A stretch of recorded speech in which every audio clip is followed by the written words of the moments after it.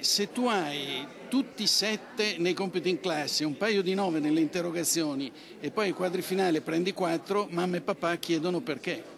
Il Teatro Stabile del Veneto, i suoi soci, la Regione e i due comuni di Venezia e Padova chiedono trasparenza sulle ragioni del declassamento di questa istituzione da parte del Ministero dei Beni Culturali, che le ha ritirato la qualifica di teatro nazionale retrocedendola a teatro di rilevante interesse culturale. Questa penso sia una scelta politica, una scelta a danno di un sistema culturale del nord-est che invece merita di avere un teatro nazionale. Dal 2014 al 2017, ricordano da Palazzo Balbi, il Teatro Stabile ha aumentato le produzioni del 217% tra la sede veneziana del Goldoni e quella padovana del Verdi.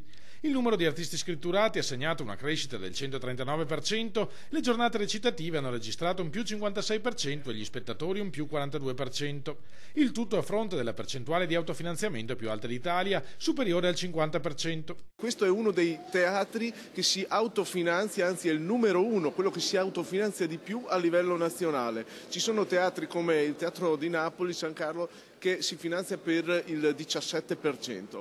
L'assessore regionale alla cultura Cristiano Corazzari ha chiesto quindi un incontro col ministro Dario Franceschini per chiedergli le ragioni di questo declassamento non motivato da criteri oggettivi. Il tema vero adesso è la trasparenza, cioè chi si è assunto la responsabilità di una scelta francamente sbagliata deve dirci perché e deve dirlo sulla base di numeri.